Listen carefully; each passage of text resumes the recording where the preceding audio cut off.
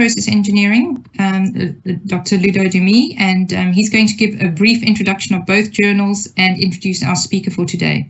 Thank you very much. Ludo, over to you. Thank you, Dwayne, and thank you, Elsevier, once again for hosting our seminars. My name is Ludo Dumay, and I have a pleasure to have also here today one of our co-editors-in-chief from Desalination, who is co-hosting the talk today, Professor Hong Kong Shan from UTS. So thank you so much, all of you, for joining. Before we get into the scientific topic, we have a few slides to present the journals. So obviously we can have Professor Jelena Radjenovic presenting after this, but as a quick introduction, as you understand, these webinars have been organized for about 2 years now, and we are, since end of last year, linking them between desalination and the Journal of Water Process Engineering. The idea, obviously, that we are two complementary journals looking both at different water challenges. Obviously, desalination is focused more on innovative solutions to produce fresh water from different brines and seawater, and we are more focused on the wastewater treatment aspect on our side.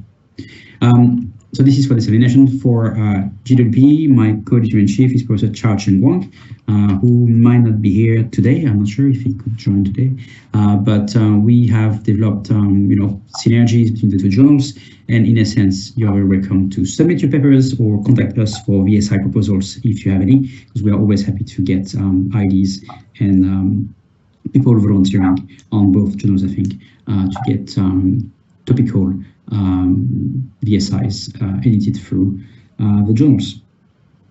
Now, in terms of outreach activities, I think both Desalination and GWP are very active on LinkedIn, we chat and Twitter, and we try to promote activities and hard papers. We have been, like I said, developing these webinars activities and outreach activities since July 2023, so just over 2 years now. We also developed last year in 2024 a 3-minute thesis speech competition, which will be happening again in 2025. So stay tuned, because we're going to have the announcement hopefully by after Easter in the next 2 weeks. And obviously we are promoting top research and top papers being published in the journals, as well as highly cited papers. Like I said, the VSIs are ongoing, so if you have any topic you would like to promote or work on to, we are very happy to discuss. So please feel free to contact us. This gives you a snapshot. It's not comprehensive because we have too many speakers that happen now, but this gives you a snapshot of the different speakers we have had since March 2023. And you can see we have had a number of speakers coming from any region in the world, also covering topics moving from direct desalination, resource recovery, wastewater treatment from a biological or physical-chemical point of view. So we are trying to get each month a different topic covered, which not only helps, obviously, potentially early career researchers, PhD students, and the sort, to get more acquainted with top researchers and top topics, very important topics, but also to disseminate, interesting ideas to the community. This is the thesis, 3-minute thesis speech I mentioned. So again, it's going to happen again in September 2025. So stay tuned. And I think without further ado, I would like just to thank again Elsevier and introduce now our speaker, Professor Jelena Radjenovic, for accepting to join us today. So Jelena, if you would like to recording share in progress.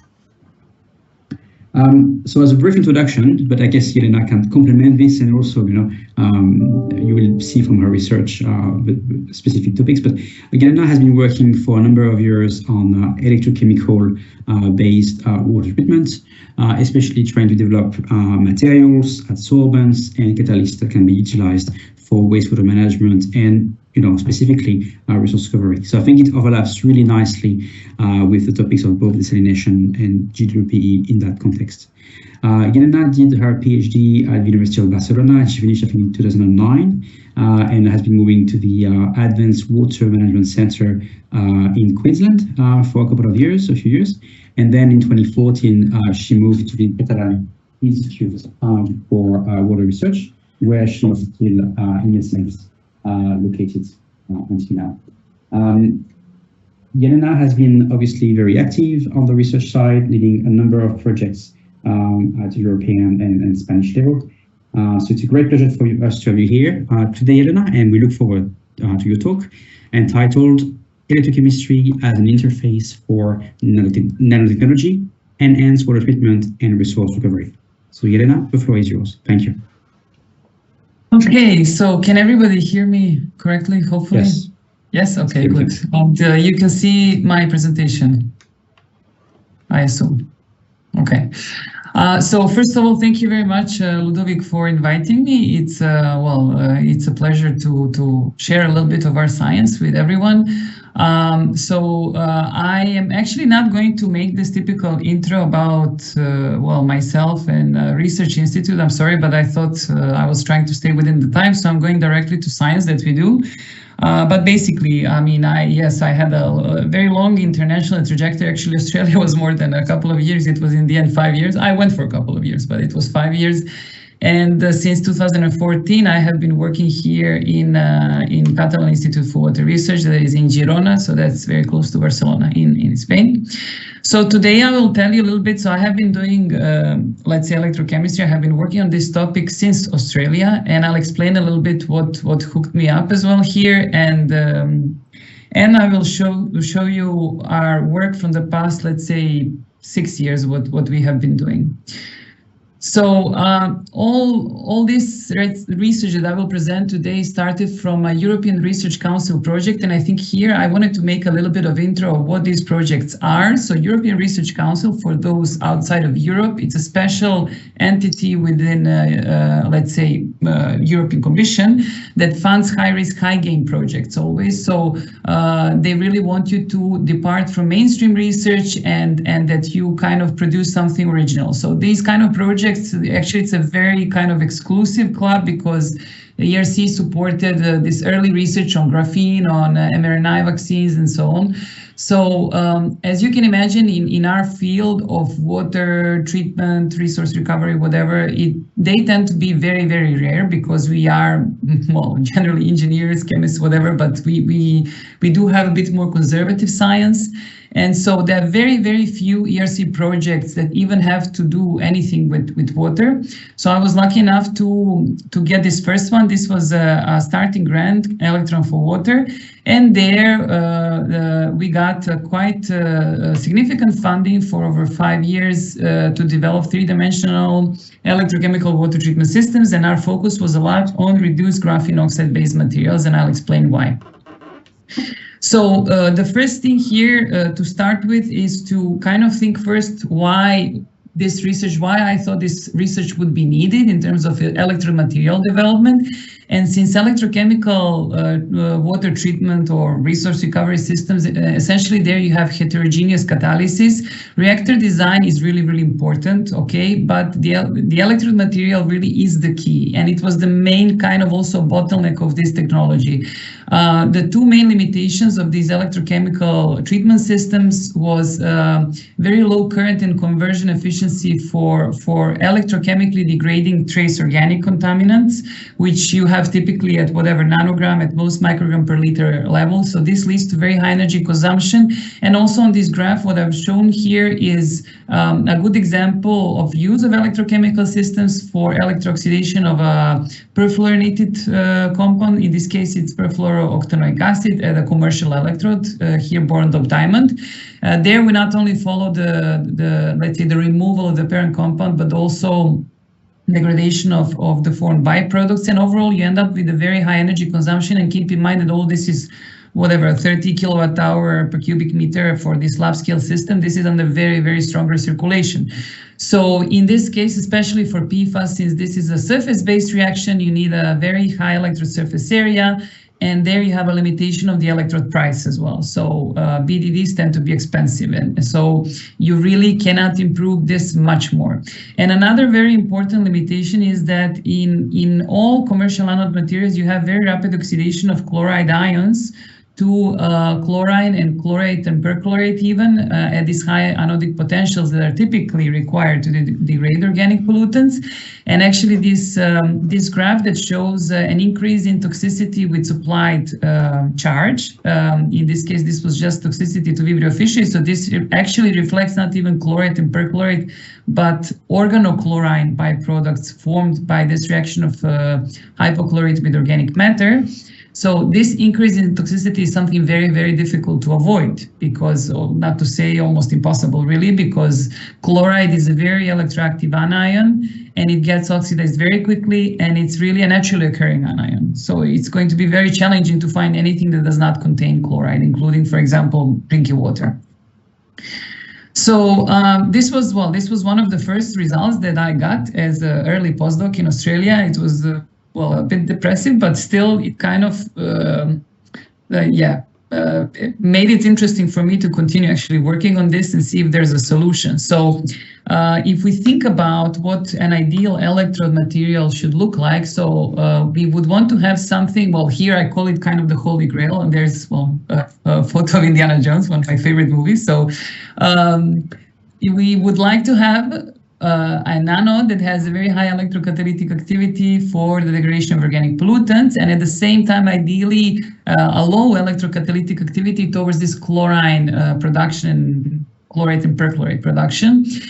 We would have a material also that is obviously stable and that can be produced in three-dimensional geometries, because especially since degradation of PFAS seems to be really very likely is going to be the first, let's say, application in real scale and in real life, let's say, of these electrochemical systems. And there I exclude where they are currently applied, which is mainly for producing chlorine on site. There we have this surface reaction. So we are really interested in having a three-dimensional material that offers high surface area. And ideally, we would also have a material that is not something like, I'm going to say platinum foam, but whatever, not something that is made in a relatively lower cost way, let's say, and using ideally earth-abundant materials as well.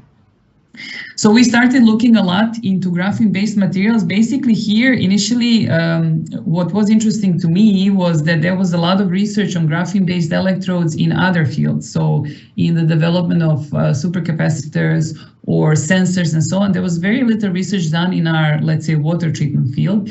Here, we started thinking very early on how we could produce this graphene-based material in a three-dimensional structure. And there, we were working a lot with this reduced graphene oxide, the one in the middle. This is a semiconductive material, so we are not working with this perfect graphene, and we are actually not even really interested in this perfect graphene because there are no defects in it that would act as our, let's say, redox active sites. And we really work with RGO starting from this graphene oxide, as you will see. So the challenge there was how to produce a three-dimensional structure based on RGO, because if you just go for RGO, I'm going to call them hydrogels, aerogels, whatever, they do offer a very high surface area, but as you can see from this, well, from this picture here, they're very fragile and they can't be really easily manipulated or connected to current or anything. So we knew that we needed a template, and the limitation there was that typical templates that were employed so far in graphene-based electrodes were based on graphite or carbon or so felts made of graphite or carbon. And the problem with these materials is that they start corroding very early on. So already at 0.2 volts versus standard hydrogen electrode, you start having this attrition. So they can be used again as, for example, cathodes. If you want to maybe produce hydrogen peroxide in situ, they're interesting materials, but making a stable anode is really a challenge when our target is, for example, degrading organic pollutants, because we need to go to very high potentials. So think 3 volts versus standard hydrogen electrode. There are some research conducted using these graphite-based materials that tend to be more stable or seem to be more stable to anodic polarization, but this is always because they added something to it, so like a fluorinated polymer.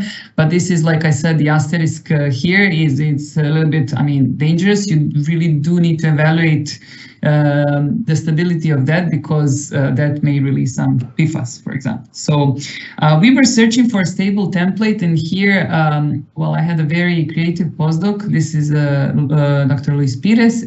So he got inspired a little bit with some, again, papers from other fields and tried using mineral wool as support material. So this is a very cheap base material, inert material, that turned out to be a very good template for our synthesis method. So here what you see in these photos is graphene sponge electrode, how we call it, that we came up with. And this was also patented. It's currently in the national stages in the US and Europe. And the method we developed here was very easy. It's based on hydrothermal reaction, and this bottom-up approach really allows us to not only produce the material in a relatively simple way, but also to functionalize graphene by adding different two-dimensional materials or atomic dopants and so on, as I will explain in a bit. So the most interesting thing initially about this material, and a little bit of a surprise for us, is that it turned out to be electrochemically inert towards chloride oxidation. So this was something that we really didn't expect, because none of the commercial anodes behaves like this. So what you have here, well, for electrochemists or non-electrochemists in the audience, so this is linear sweep voltammetry that we here show for a chloride-containing electrolyte. So this is sodium chloride and phosphate buffer. Normally at commercial anodes, so you do have very fast oxidation of chloride and production of chlorine. And how this would be reflected if this would be commercial anode is that this orange linear sweep shoots up faster. Let's say you have a very high increase in current due to this chlorine production and chloride oxidation. And this doesn't happen in our material. And we also never could detect any chlorate and perchlorate being formed. So we have tested it. Well, this is here the data for up to whatever 30 millimolar sodium chloride, but you will see later on that we also worked with higher chloride concentrations, for example, leaches that have up to 70 millimolar chloride. So these are very high chloride concentrations, and we essentially get very, very little chlorine that we actually think that comes from a current feeder that we use in the system. So not from the graphene sponge. We didn't really know why, well, we still don't know why it is not oxidizing chloride, but there are some studies that point out at stabilization of these chloride and hydronium ions. That so in these conditions you obviously electrolyze water, so you produce protons. And so there are some studies that point out that graphene surfaces stabilize kind of these ion pairs. So we can only hypothesize about this. Maybe there are some experts in DFT modeling of electrochemical surfaces. I know that this is not really easy, but anyhow, we didn't really even care why this is not happening. The important thing is that this is the performance of the material. We also saw very strong stability of this material. This was investigated by different ways. This is well, this shows really our attempts to detect GO or RGO in the effluent during and after treatment. We also do things like impedances. We obviously always have our anode and cathode potentials recorded. Normally, if you have an unstable electrode, electrodegradation, your electropotential would shoot up over time. And again, why is it stable? Again, we don't know, but we suspect that it has to do with the main component of our template, which is essentially CO2. So there are several studies that point out at a special kind of, I don't know, love bond, if you call it, if you want to call it, or I'm not going to say covalent bonding but it seems like due to the stability between the silicate and graphene. So far, we didn't manage to electrochemically degrade this material. So we went to, in some studies, depending on the conductivity of the water that we're treating, we get to have very, very high potentials. So recorded anode potentials of 8 or 10 volts, and we didn't really see it degrade yet. So another advantage, going to take care of the time, is this easy functionalization of graphene. So here I'm putting an example of adding a borophene, so that's two-dimensional boron. As you can see here, it has this Tyndall effect.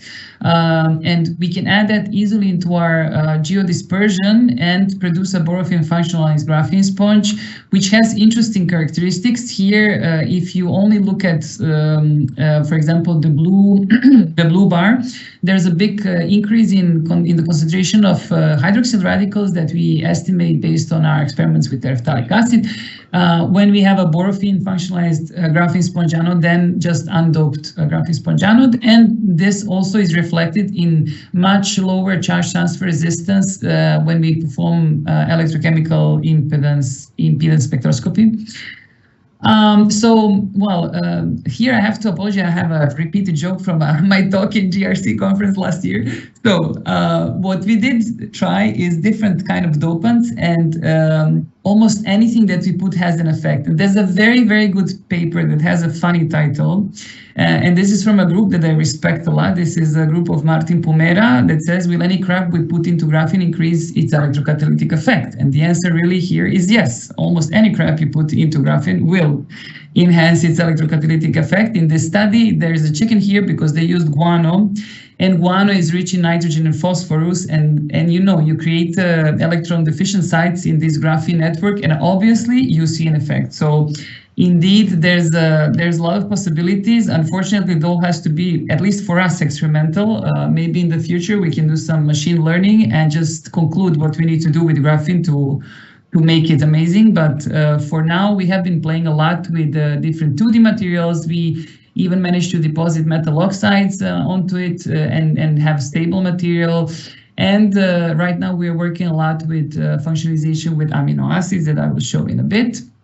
So another interesting characteristic of graphene is that it has capacitance, and we use that in some studies to lower the energy consumption. This is an example of using a graphene sponge electrode for inactivation of Escherichia coli. This is an experiment with real tap water. So this is kind of challenging to treat because your conductivity is very, very low. It's around 0.5 millisiemens per centimeter.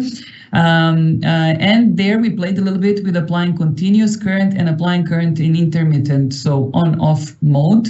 And we essentially see, since the electrode retains charge for a bit of time after you switch off the current, we see that the performance is not really affected in terms of inactivating Escherichia coli, and we get lower energy consumption. So in this study, from 1.7 to less than 1 kilowatt hour per cubic meter. This is for a lab scale system. And we get 5 log inactivation of this Escherichia coli. And the main mechanism here, because remember that this is not really an anode that produces any chlorine, so this is completely chlorine-free disinfection. And the main inactivation mechanism is actually electroporation. Since we have a nanostructured electrode surface, we get to have these what they call quantum nature of materials, right? So it starts behaving in a exaggerated way, let's say, and we get to have effects of very strong electric field, even though our total cell potential is actually very low. And this is because close to these nanotips, the electric field gets, and nano edges of the electrode surface, this electric field gets to be much stronger, and we have damage of the cell membrane and leakage of the intracellular material.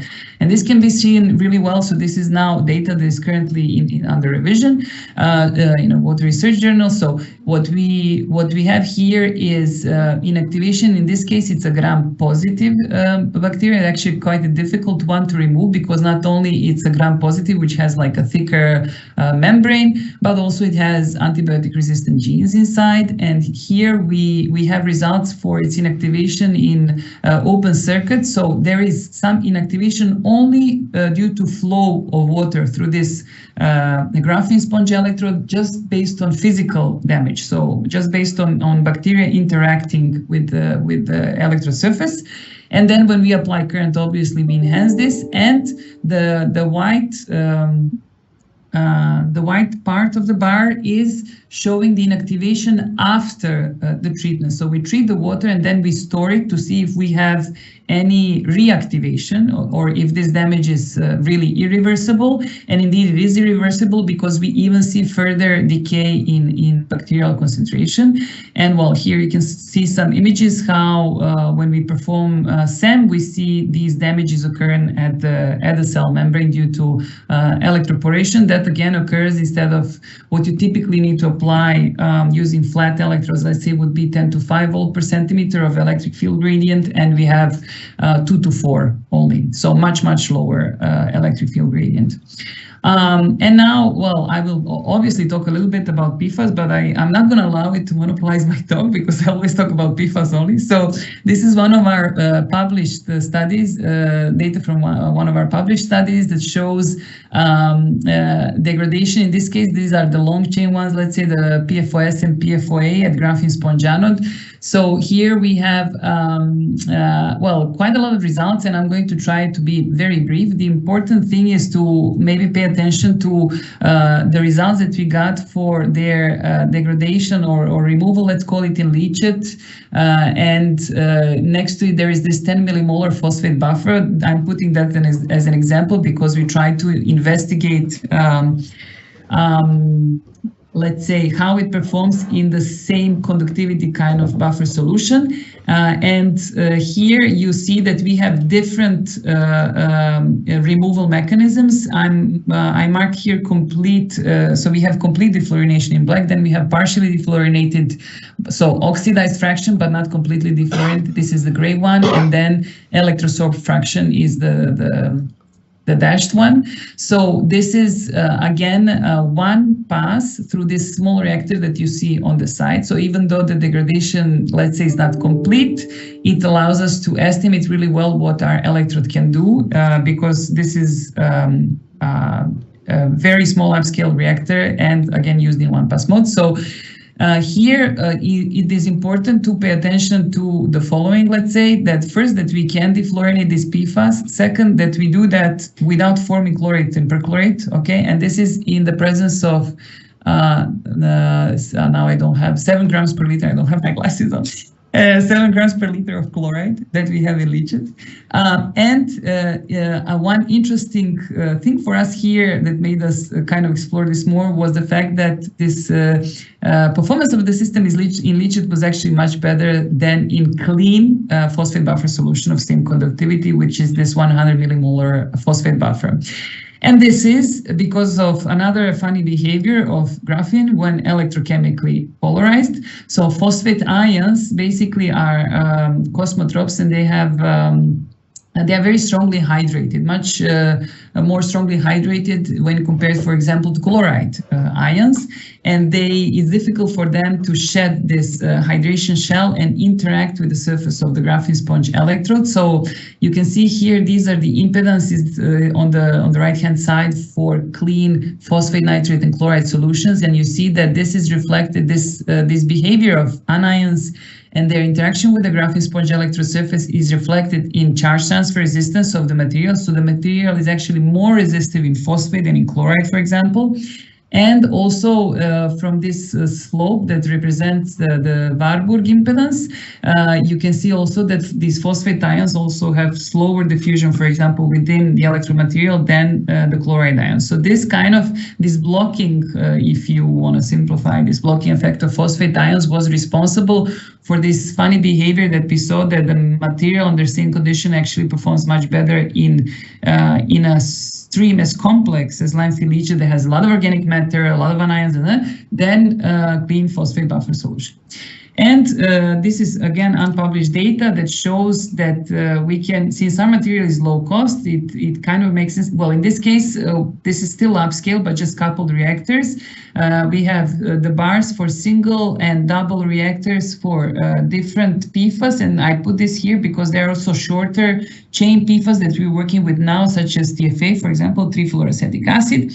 And well, here, if I go really in depth, I'm going to go over time. But bottom line is that what we see here is that we can improve, obviously, by having another reactor, we improve the overall removal and oxidation of these PFAS. What we also learned, especially if you look at this bars for TFA, the 2 bars for the single and double, actually our double reactor shows much, so almost no degradation, let's say, of this TFA, and this is simply a consequence of the fact that in this experiment we had all of them present together.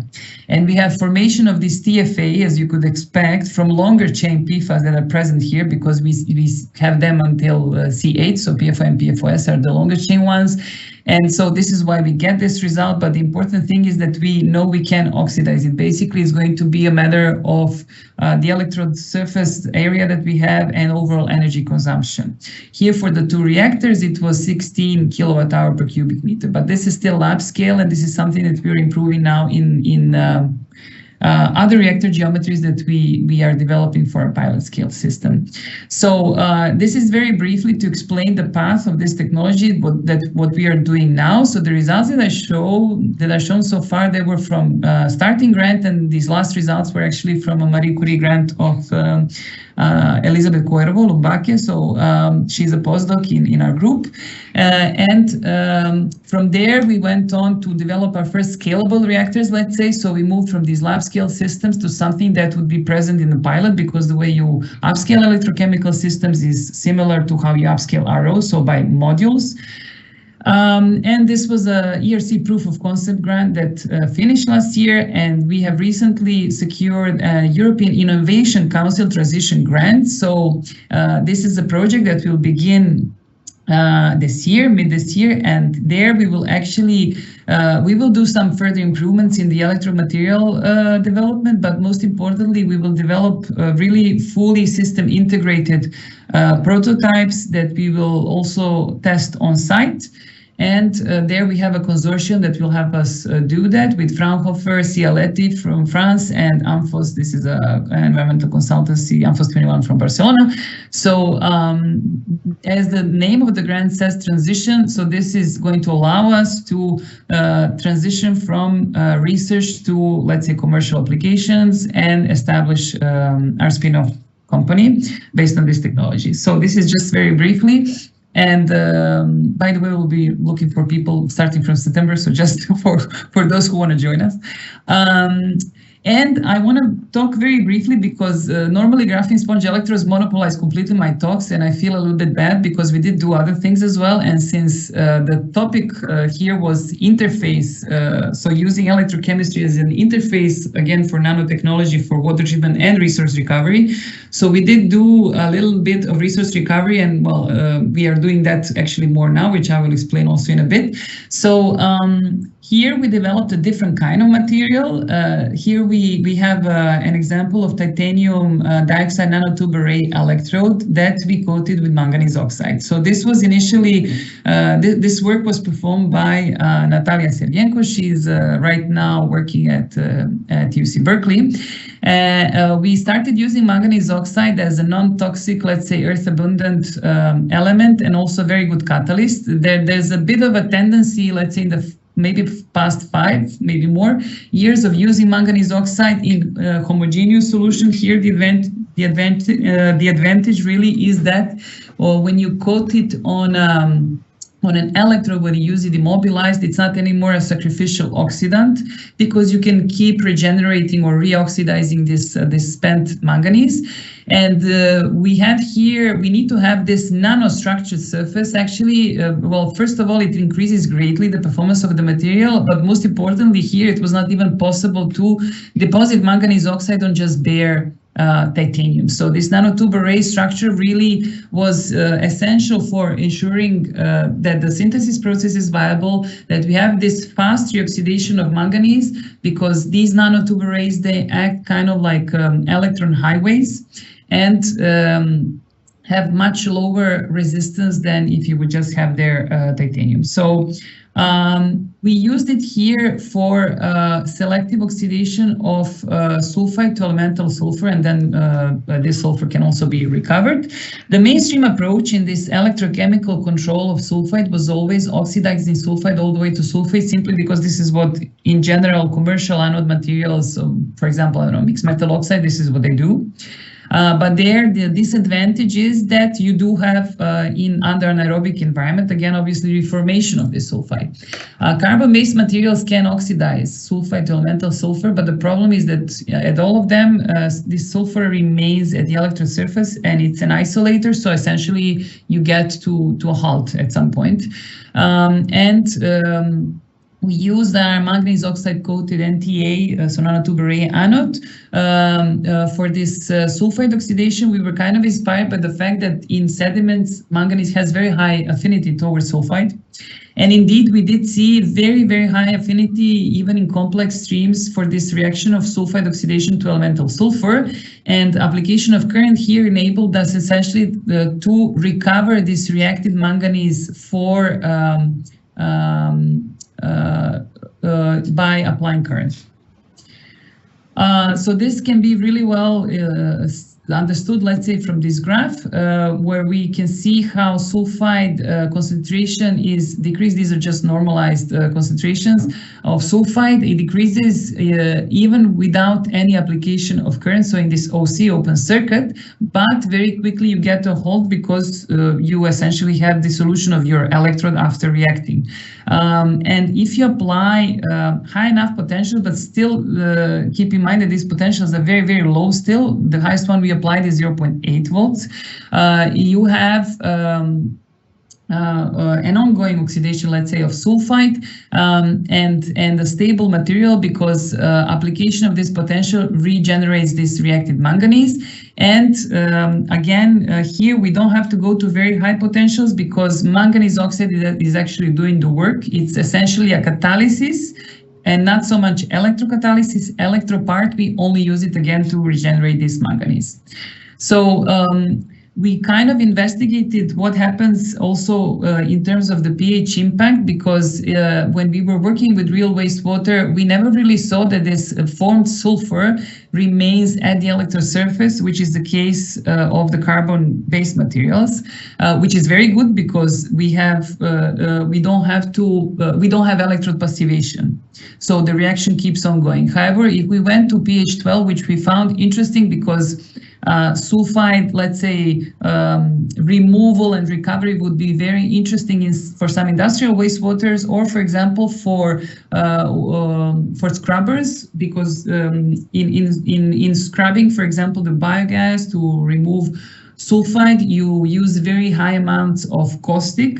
And if you could clean up that sulfide and remove sulfur, that would be very that would enable reusing this caustic, and that will lower the cost overall significantly of the treatment. So, but this is then because for very highly concentrated sulfide solutions, the pH tends to be very alkaline, and there initially we saw that the sulfur does deposit at the surface. However, we did see that it's not a sorption, it's not chemically bound to the electrode, but you can clean it, let's say, physically and recover this sulfur. However, the biggest problem here was that our manganese oxide coated electrode alone was not stable, because these are highly, highly corrosive conditions. And what we did get essentially is dissolution and release of Mn2+ from the coating.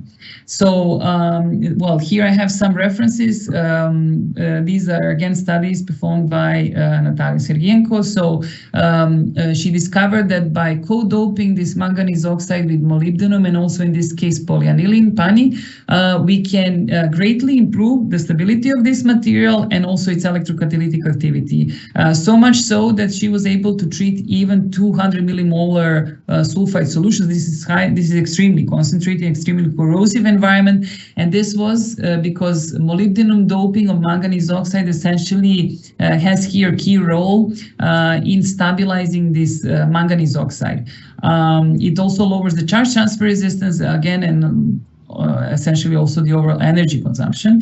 So what we achieve with this cationic doping with molybdenum is that we have the formation of redox couples between manganese and molybdenum and generation of oxygen vacancies. Well, this is all explained in more detail in Natalia's paper. So again, PANI is a conductive polymer that helps us further enhance the stability, but most importantly, it also enhances the overall electroactive surface area. So We have more active sites for this catalytic reaction of sulfide with the anode surface, higher oxidation rates, and also, again, more, let's say, less resistant material and overall lower energy consumption. Here we have, well, I have some graphs to basically show how it performed in terms of sulfide oxidation compared to commercial anode. In this case, it was platinum iridium oxide electrode. So a mixed metal oxide anode as an example, and we not only get much higher rates. So if we look at just manganese oxide electrode that we initially developed, that one had lower rates but also lower stability. And what we did manage to get is better performance with this molybdenum and panico-doped electrode, and also higher selectivity towards elemental sulfur, as you can see here from this graph in B, the yellow bar. I would, I think, leave it maybe here, more or less 40 minutes, so I think it's okay. What we still keep working actually on electrochemical systems, and well, I'll show you now in a minute. We have another very big project on, again, focused on electromaterial development. So in my opinion, they really do tick many boxes, especially for this decentralized and distributed treatment, water and wastewater, because you essentially have a very modular system. You have a chemical-free system. It works at ambient temperature, pressure. So there are many advantages to it, but there are still limitations that we need to pay attention to. And the major ones are the ones that I mentioned. So formation of toxic byproducts and also overall high energy consumption, and that's something that we need to address if we want this technology to be applied. The problematic of PFAS, which is now, everywhere really.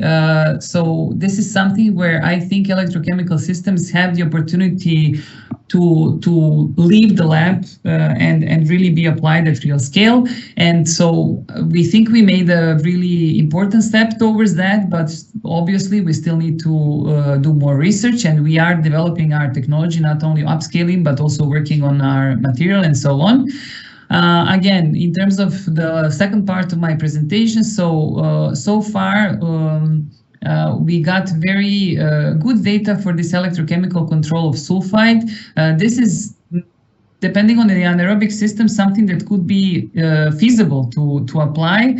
But again, I think here the focus should be on using these nanostructured materials that are based, if not on manganese oxide, on something else that is still earth abundant and easy to produce, let's say. And well, my, let's say, most important take-home message is something, well, what we've been doing, what these ERC projects allow you to do is to really try different things. And I think as scientists, you really need to try to search for luck more. This is difficult because everything is focused a little bit nowadays on publishing and producing, and you can't really publish a lot if you're doing something new. So, however, I think that this is the most exciting part of our job. So I would encourage, especially young students, postdocs in the audience, to really try and play a little bit, because many of these things that I've shown today, if not all of them, were actually not planned. Okay, so we really kind of had a lot of surprises there. Well, not planned in a sense, we wanted to try out what we wanted to try, but we really never expected that we would get these results. So right now, this is what we're playing with as well. This is yet another ERC project. In this case, it's a consolidator grant that started last year. And I'm saying this here because we have an open call for postdoc until 17th of April. So I would invite everyone in the audience who thinks they have a profile for this and are interested. So this project is focused now on electrochemical recovery of critical raw materials. So obviously we're working a lot with lithium, but also other metals. And we have a very nice group, very nice lab, and this is based in Jelena. So for those of you who would like to also live in a Mediterranean, I would say it's an excellent opportunity. And finally, I would just like to thank my group. So, well, these are some pics of them, many names here. And that's it. I'm open to any questions. I was told they are asked by chat, but I would really encourage people to switch on their cameras and just ask. I'm not scary, so I'm gonna stop sharing here. Yeah. Thank you very much, Jelena, for your talk. I guess the floor is open for questions.